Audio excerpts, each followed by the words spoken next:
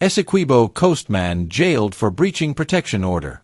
Guyana Times, Ravi Nikram, a 43-year-old miner from Lot 17 Charity, has been sentenced to 4 months in prison for breaching a protection order issued against him by his mother. Nikram was charged with violating the protection order, contrary to Section 32(b) of the Summary Jurisdiction, Offences, Act, Chapter 1109. The incident occurred on January 24, 2025, at his residence. The complainant, Juanita Nikram, a 61-year-old security guard, had previously secured a protection order against her son. Despite this legal restriction, Ravi Nikram violated the order, leading to his arrest and prosecution. The case was heard on Monday at the Charity Magistrates Court before Magistrate Tamika Clark. After reviewing the evidence, the magistrate found Nikram guilty, resulting in the 4-month prison sentence. Laborer remanded for felonious wounding. Guyana Times, Navindra Lachman, a 29-year-old laborer from Queenstown Village, has been remanded to prison after being charged with felonious wounding. Lachman, also known as Rocky, appeared before Magistrate Tamika Clark at the Suddy Magistrates Court on Tuesday. The charge, filed under Section 57A of the Criminal Law, Offences, Act, Chapter 801, alleges that Lachman inflicted serious injuries on 41-year-old Kemraj Ramesh, also a laborer from Queenstown. The incident reportedly took place on Saturday along Queenstown Public Road. Lachman has denied the allegations against him. The prosecution opposed bail, leading to his remand in custody. The case is set to be adjourned until February 11, 2025. La Belle Alliance man remanded for alleged narcotic trafficking. Regilo Jeffers, a 22-year-old laborer from La Belle Alliance, has been remanded to prison following a charge of drug trafficking. He faces charges for possession of narcotics for the purpose of trafficking under Section 5(1)(a)(i) of the Narcotic Drugs and Psychotropic Substances Control Act, Chapter 1010. The charge arises from an incident on January 24 at the Anna Regina Old Market, where police allegedly found Jeffers in possession of 5 grams of amphetamine, ecstasy. Jeffers appeared before Magistrate Tamika Clark at the Suddy Magistrates Court on Tuesday, where he denied the allegations. The prosecution objected to bail, leading to his remand in custody. The case has been adjourned until February 25, 2025. Woman arrested at CJIA for narcotic trafficking.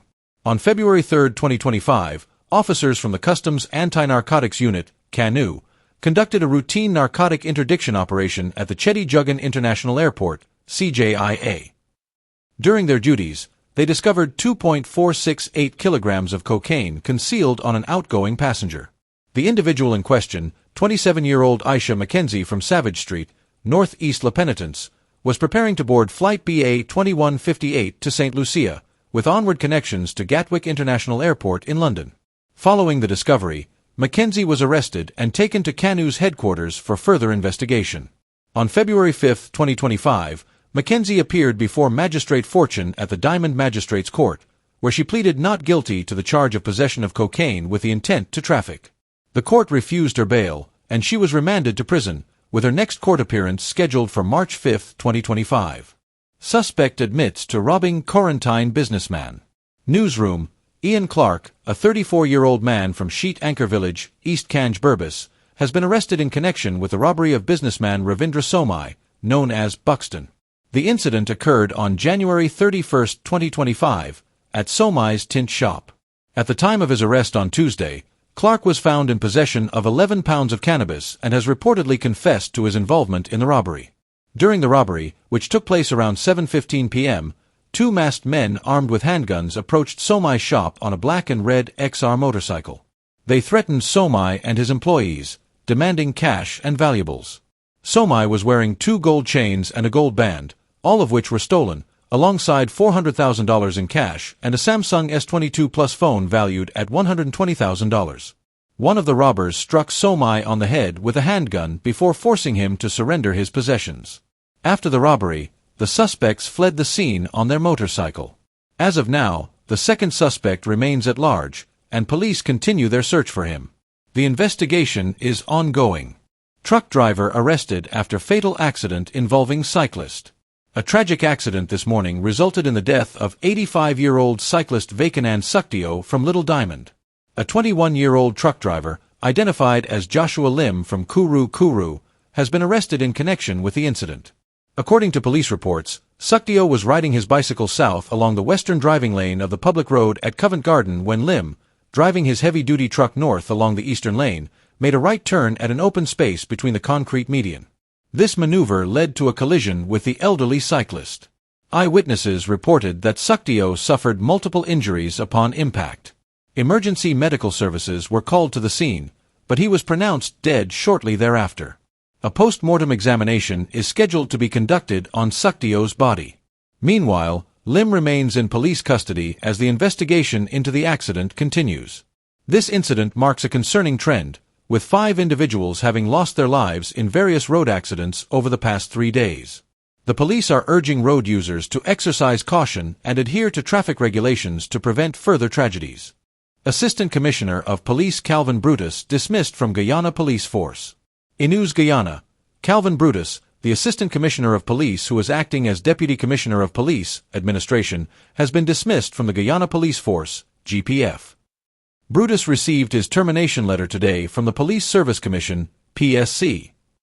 The letter states, "Acting therefore in accordance with the powers vested in it by the provisions of the Constitution of the Cooperative Republic of Guyana and the Police Discipline Act Cap 1701, in particular, paragraph 1H of the schedule thereto, you are hereby notified that the Commission has determined that you should be and are hereby dismissed from the Guyana Police Force, effective February 5, 2025. The letter further requests that the Commissioner of Police take necessary actions to facilitate Brutus's handover and the return of all documents, equipment, and other assets belonging to the GPF that are currently in his possession." This dismissal marks a significant development within the GPF, reflecting ongoing changes in the leadership of the police force. Alleged murder. Businessman Kyle Anthony Solomon stabbed to death. Police are actively investigating the alleged murder of 47-year-old businessman Kyle Anthony Solomon, who was fatally stabbed early this morning in Durban Backlands. The incident occurred around 4 a.m. when Solomon reportedly confronted a 16-year-old suspect attempting to break into his shop, located about 30 feet from his residence. According to police reports, Solomon raised an alarm, prompting the suspect to flee. Solomon pursued the teenager, leading to a heated confrontation. During the altercation, the suspect brandished a knife and inflicted multiple stab wounds on Solomon, striking him in the chest, lower abdomen, left side rib, left arm, and left elbow.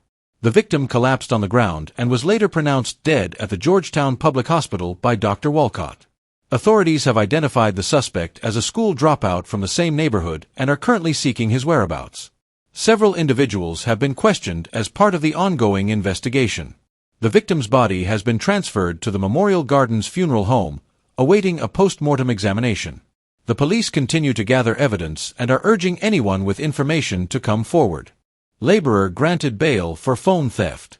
Kaider News. Rashawn Ford, a 23-year-old laborer from Lot 23 Norton Street, has been granted bail in the amount of $50,000 following a charge of larceny. He appeared at the Georgetown Magistrates Court on Monday to respond to the allegations. Ford is accused of stealing an iPhone 14 Plus from Derek Norton on February 1, 2025, during an incident that reportedly occurred on Thomas and Kwamina Streets. He pleaded not guilty to the charge, which was read to him by Senior Magistrate Fabio Azor. The prosecution opposed bail due to the seriousness of the offense. According to their account, Ford was riding a motorcycle when he blocked Norton's path and snatched the phone. Norton raised an alarm, prompting Ford to abandon his motorcycle and flee. He was later found in possession of the stolen phone. In his defense, Ford claimed he was framed for the crime. He stated that he was en route to see the mother of his child when he met his cousin and a friend on a motorcycle. He alleged that while at an unnamed location, he witnessed his cousin's friend steal the phone and that the friend handed him the phone afterward. "Everybody turned on me, my worship. I didn't steal the phone. I have never had any problem with the law," Ford asserted. He is scheduled to return to court on February 17, 2025. Guyana to provide flu vaccines for health workers and the elderly. News source Guyana. Health Minister Dr. Frank Anthony announced that Guyana will begin administering influenza vaccines to healthcare workers and the elderly as part of a new public health initiative. This announcement came during a session of the Parliamentary Committee of Supply, where discussions focused on the $121 billion budget allocated for the health sector. Dr. Anthony highlighted that the National Public Health Reference Lab has recently been accredited by the Pan American Health Organization/World Health Organization, PAHO/WHO. As a result, the lab is now contributing to influenza surveillance in the region by providing samples to the WHO for vaccine design. This year, the vaccines for influenza will incorporate some of the samples from our lab, he explained. Every influenza season, we analyze samples from the previous season to predict the necessary vaccines for the upcoming year. In addition to the flu vaccine initiative, the minister announced that the pathology lab at the Georgetown Public Hospital Corporation, GPHC, has received GYS 170 certification, allowing it to conduct 14 histochemistry tests. This advancement will significantly reduce the turnaround time for biopsy results, particularly for conditions like breast cancer, from 3 months to just 3 to 7 days. Furthermore, the public health sector is now capable of conducting telepathology, enhancing diagnostic efficiency. Dr. Anthony emphasized that these developments are crucial as the health ministry progresses with a national health strategy aimed at improving healthcare quality across the country. Mechanic sentenced to 4 years for shooting at police and gun possession. Guyana Times. Lloyd Gittins, a 26-year-old mechanic from Dandrade Street, Kitty, has been sentenced to 4 years in prison after being found guilty of shooting at police officers and illegal gun possession. Gittins appeared before Chief Magistrate, A.G. Faith McGusty at the Georgetown Magistrates Court on Monday. The charges stem from an incident on October 16, 2024, when police were investigating the theft of a black and red XR motorcycle reported stolen by its owner, Omar Paris. The theft was tracked down to a residence on Dandrade Street using a GPS system by Paris' brother, Odell Thomas. When Thomas and the police knocked on the door, they received no response. Upon moving to the back of the property, officers reportedly saw Gittins armed with a handgun. He allegedly fired several rounds at the officers, who returned fire. Gittins attempted to escape through a window but was injured in the process, dropping the firearm. In addition to this incident, Gittins was also linked to 2 robberies that occurred in September 2024. In one case, he and an accomplice allegedly robbed Josiah Holder at gunpoint on Robb Street, Borda, stealing an 18K gold chain valued at $500,000.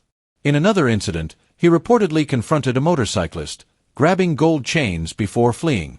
Gittins was identified by one of the robbery victims in a viral social media video of his arrest. Initially, Gittins admitted to firing a weapon but claimed it was in self-defense due to threats on his life. However, police maintained that he intentionally fired at them. During his first court appearance, Gittins was sentenced to 24 months for 2 of the offenses. Following his most recent court appearance, he received an additional 4-year sentence. He had also requested a transfer to Taimari Prison for his safety, citing threats in Lusignan Prison. Chinese woman Lin Shimu, said to be the world's oldest, dies at 122. Daily Mail. Lin Shimu, a Chinese woman believed to be the oldest in the world, has passed away at the age of 122. She died peacefully in her sleep at home on January 1, 2025. Born on June 18, 1902, Lin's life spanned significant historical milestones, including the Gungsu period of the Qing dynasty and the presidency of Theodore Roosevelt in the United States. If her birth date is confirmed, she lived for 122 years and 197 days, outliving Jean Calment, the recognized oldest person in history, by 33 days. Lin spent her entire life in Fujian Province, located between Shanghai and Hong Kong. Despite losing her eyesight due to old age and suffering injuries from a fall, she remained relatively healthy and independent throughout her life. Her family noted that she maintained a sharp sense of hearing and had a good appetite until her passing. Described by her youngest son, who is 77, as content and good-humored, Lin was known for her positive outlook on life. She often told her children, "There is no obstacle in life that cannot be overcome." When asked about the secret to her longevity, Lin attributed it to being able to eat, drink, and sleep, which she considered blessings. While Lin's family never submitted her age verification to the Guinness Book of World Records, her passing adds to the ongoing discourse on longevity and the records of the world's oldest individuals. Currently, the Gerontology Research Group recognizes Brazilian nun Ina Canabaro Lucas, aged 116, as the oldest living person. Lin's death follows the recent passing of Japan's Tomiko Ituka, who was recognized by Guinness as the world's oldest living person until her death on December 29, 2024. Jean Calment, who lived from 1875 to 1997, remains the only verified individual to have reached the age of 120. Woman brutally stabbed by ex-lover after refusal to rekindle relationship. Guyana News. Parbati Guy, a 42-year-old woman, is calling on the Guyana Police Force, GPF, to locate her ex-lover, who brutally attacked her with an ice pick last month. Guy was stabbed 3 times in the stomach and once in the head after she refused to leave her current partner, 27-year-old Joshua Griffith. Guy recounted her traumatic experience to Guyana News, stating that her ex-lover, who had previously abused her and broken her hand, has been stalking her since their relationship ended in 2023. On January 24, 2025, the situation escalated when he confronted her at home, demanding she end her relationship with Griffith. The confrontation turned violent when Griffith arrived, leading to a heated argument between him and Guy's ex-Guy described the moment her attacker threatened Griffith, prompting her to challenge him. After a brief exchange, she attempted to flee but was pursued and attacked. "I was on the floor bleeding out," Guy recalled. The assailant then allegedly kidnapped her, taking her to his home for about 40 minutes while she bled profusely. During this time, he made disturbing claims, insisting he was the only one who could care for her. Griffith, a police officer, rushed to the nearest station to seek help. However, Guy reported that police assistance arrived hours later, and her attacker managed to escape before they arrived. After being taken to the Turkian police station for a statement, Guy was subsequently admitted to Georgetown Public Hospital, where doctors performed emergency surgery to address her wounds. She was discharged on February 1, 2025. In a chilling turn of events, Guy received a threatening call from her attacker demanding she end her relationship with Griffith, stating, "If I don't leave him, he is going to kill me." Guy expressed her fear and frustration, stating, "I want justice. I want anyone who knows him to turn him into the police because they are looking for him." She also reported feeling let down by the police, claiming that an officer questioned her about her preference between Griffith and her attacker during her report. Crime Chief Wendell Blanham has advised Guy to report the alleged unprofessional behavior to the police's Office of Professional Responsibility, assuring that serious efforts will be made to apprehend her attacker.